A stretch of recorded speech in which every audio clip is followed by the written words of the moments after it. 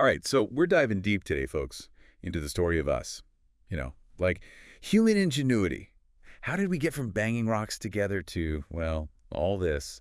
It's quite the journey. It really is, though, and honestly, it's kind of wild how connected it all is. Like, you think about it, and from the earliest humans figuring things out to now, I mean, are we really that different? Well, in a way, you're right. That drive, that desire to not just survive, but to actually thrive, to make things better, easier, more interesting, that's been there from the beginning. I mean, even our earliest ancestors, right? They weren't content just sort of existing. They were problem solving. It's true. They were like the original life hackers. Seriously, though, crafting Yeah. tools from stone and bone using fire. Yeah. Seems so basic now, but back then, I mean, come on, that was cutting edge. It's amazing. It was, and it really set us apart, right? It's the Yeah, foundation of everything we've built as a it's like species. the first domino. Yeah, exactly.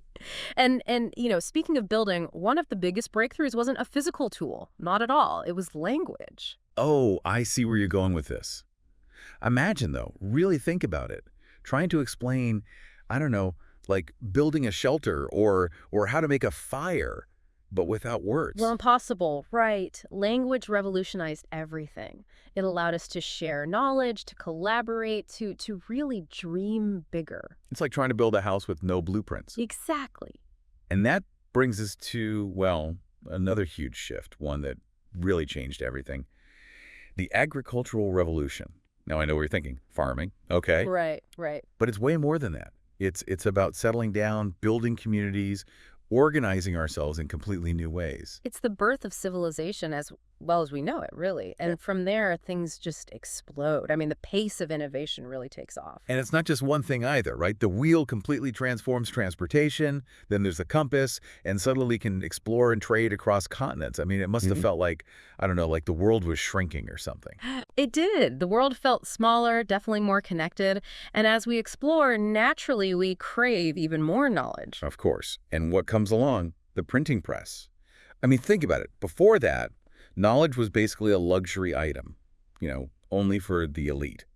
But the printing press, boom, doors are wide open, information is accessible for everyone. It really is incredible, and it's a perfect example of how access to information drives progress. It's like the internet, but, way back when. It is. It's a great comparison. Both the printing press and the internet really, they democratized information and led to these huge leaps in, well, in everything, learning, innovation. I mean, it's all connected. It's like this constant thread, throughout history. We see it again and again. But, okay, hold on, because things are about to get really wild. Like, buckle up, because next we have the Industrial Revolution. Yeah, and things really go into overdrive here. I mean, the pace of change is just incredible. We're talking mechanization, steam power, then electricity. It's a completely different world.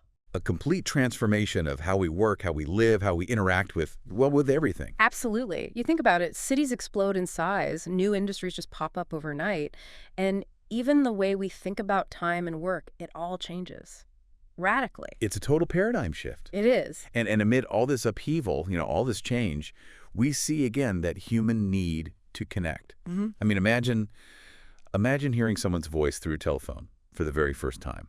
Or sending a message across an entire country in seconds with a telegraph. Right. It was mind-blowing. It still is, if you really think Oh, about it. for sure. And those innovations, I mean, they shrink the world even further, right?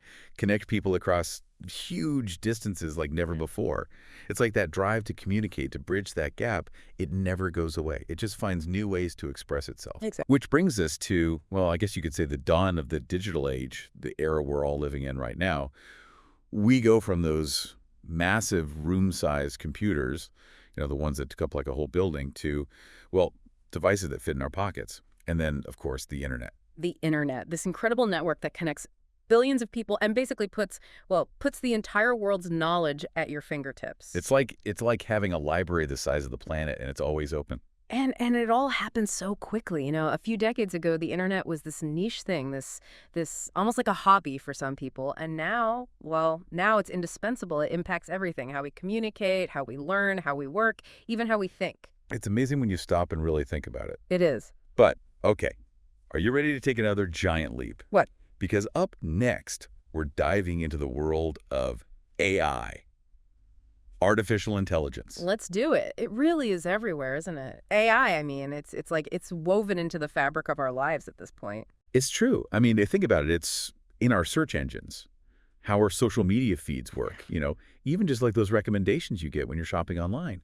It's become so normal that we almost don't even notice it anymore. Right. It's just there. And it's not just about convenience either or entertainment. I mean, it goes so much deeper than that. Oh, yeah, for sure.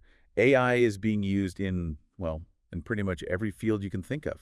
Healthcare, finance, transportation, you name it. AI is probably involved somehow. And it's helping us solve these incredibly complex problems, making decisions in ways that, well, in ways that we just couldn't before. It's like having this super intelligent assistant working behind the scenes, Mm, you know, helping us navigate the world and make sense of all this data. that's a great way to put it. And the thing is, the capabilities of AI, they're only growing. We've gone from these, kind of basic rule-based systems to these incredibly sophisticated machine learning algorithms that can, well, they can analyze these massive data sets and actually learn from experience. Okay, I got to admit, the thought of machines actually learning and, thinking for themselves, it's a little creepy. Like, where does it all end?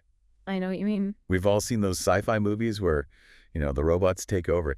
Is that really something we should be worried about? Or is that just, Hollywood being Hollywood? Well, it's a question that a lot of people are asking, and for good reason. I mean, no one really knows for sure what the future holds for AI. But what we can do, what we absolutely have to do, is focus on developing AI responsibly, making sure that it's aligned with our values and our goals as well as a species. So it's not just about the technology itself, right? It's about the choices we make as we develop and deploy it. We need to be thinking about, the ethics of it all, the potential risks, and how we can mitigate those risks. Exactly. And it's not just the responsibility of, scientists and engineers either. This is a conversation that needs to involve everyone because AI is going to impact all of us. It's a big responsibility. It is. We need to be thinking about how we want to use AI to shape a better future and not just a more technologically advanced one. So how do we even begin to wrap our heads around all of this? I mean, it feels like we're on the verge of something truly revolutionary, something that could change the very definition of what it means to be human. You're right, we are. And one area where we're seeing these incredible advancements is in neurotechnology and brain-computer interfaces. Brain-computer interfaces. Okay, that sounds like something straight out of a sci-fi movie. I know, right? But it's real. It's happening right now. And these technologies have the potential to completely revolutionize healthcare. I mean, imagine a world where we can treat conditions like paralysis or blindness in ways that we never even thought possible, where physical limitations are no longer a barrier to living a full and meaningful life. Yeah, okay, that's incredible. But it also kind of raises some big questions, doesn't it? Like, if we can interface with our brains directly, where does the line between human and machine even begin? That's the million-dollar question, isn't it? It's a question that philosophers and ethicists have been debating for centuries, and now it's becoming a reality. It's almost too much to think about.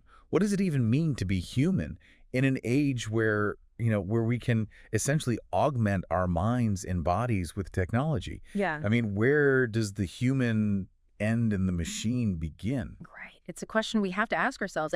And some people are even taking these ideas a step further. They're talking about transhumanism, this idea of transcending our biological limitations altogether. Transhumanism. Okay, so now we're really getting into, like, sci-fi territory. Well, it might sound like science fiction, but there are people who are seriously considering these possibilities. And there's even talk about, get this, uploading our consciousness into digital forms. Uploading our consciousness. Hold on. So, like, we could essentially live forever as digital beings. Is that what you're saying? That's the idea. It's essentially achieving a kind of digital immortality. Digital immortality. That's a whole other level of mind-blowing. Yeah. Okay, but seriously, what would that even mean for humanity? Would we even still be human in that kind of existence? And more importantly, would we even want to be? Those are the questions we need to be asking ourselves right now. I mean, while we still have time to really consider the implications, because the technology, it's not waiting for us to catch up. It's moving forward whether we're ready or not. It's moving fast, that's for sure.